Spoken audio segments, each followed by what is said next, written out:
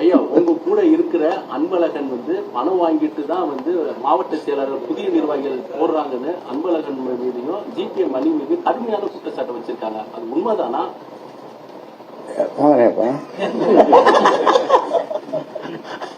பக்கத்தில் அவரு பணம் வாங்கிட்டு அன்பழகன் பணம் வாங்கிட்டு இந்த நாட்டிலே இல்லை, சுத்தி நேர்கள் இன்றைக்கு மலையாள சிங்கப்பூர் அப்புறம் அமெரிக்கா போயினே இருக்காருன்னு சொன்னாங்க.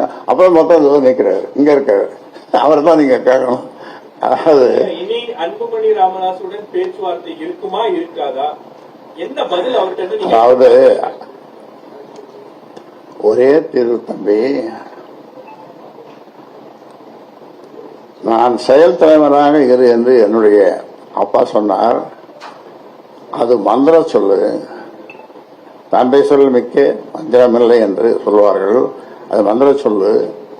செயல் தலைவராக இருந்து செயல்படுவேன், இல்லை என்று அதுவும் வேண்டாம் என்று அப்பா சொன்னார்.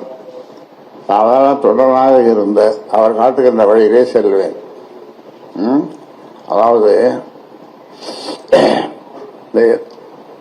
இதிகாசம் புராணங்களில் உங்களுக்கு நம்பிக்கை இருக்கா? இருக்கு இல்லையா? உங்களுக்கு நம்பிக்கை இருக்கா? இருக்குது. அந்த ராமாயணம் படிச்சிருப்பீங்க, நீங்க கம்பராமாயணம் படிச்சிருக்க மாட்டீங்க, டிவியில பார்த்துருக்கேன். அதுல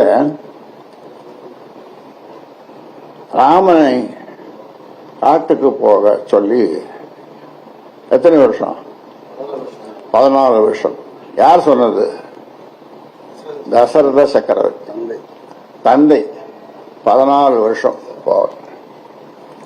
அப்போ ராமனுடைய முகத்தை கம்பர் வர்ணிக்கிறார். எப்படி வர்ணிக்கிறார்?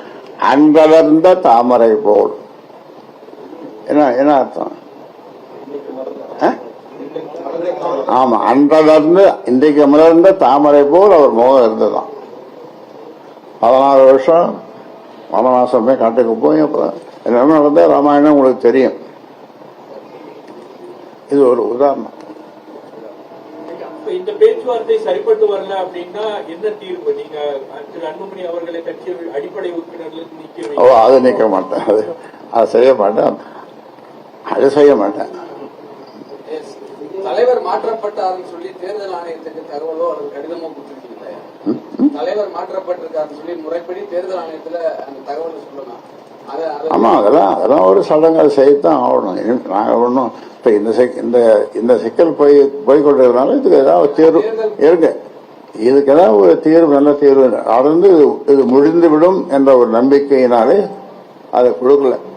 பாமக நிறுவனர் அவர்களுக்கு நிர்வாகிகளை நீக்க அதிகாரம் கிடையாது, தலைவராகிய எனக்கு தான் அந்த உரிமை இருக்கிறது. அதனால் நீங்க நீக்கப்பட்டவர்கள் அனைவருமே பதவியில நீடிக்கிறான்றாங்க.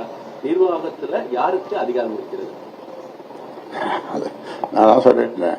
நான் நிறுவனர் தலைவர் சொல்லியாச்சு. இப்போ ஓட்டு போடுற மக்கள், வாக்களிக்கிற மக்கள், அது 18 வயசோ அல்லது 90 வயசோ அதுக்கு மேலேயோ எல்லாம் என் பக்கம் தான் இருக்கிறாங்க.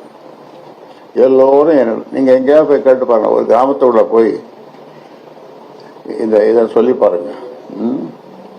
அதாவது எனக்கு ஒன்றும் பிரச்சனை இல்லை, எனக்கு மக்கள் தான் முக்கியம், நாடு தான் முக்கியம். நாட்டு மக்களுக்காக பாட்டாளி மக்கள் கட்சி ஒரு சாதிக்கான கட்சி இல்லை.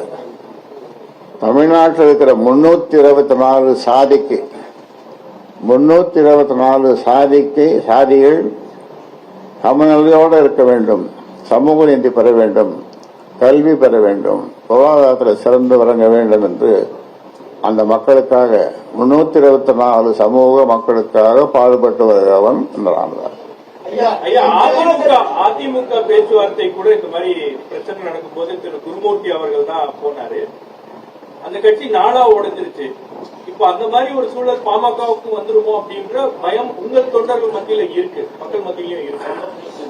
உங்களுடைய நல்லெண்ணம் என்ன சொல்லுங்க பார்ப்போம். நல்ல கேள்வி. அவரு பதில் சொல்லுவாரு, உங்ககிட்ட கேட்கற நல்ல கேள்வி என்ன?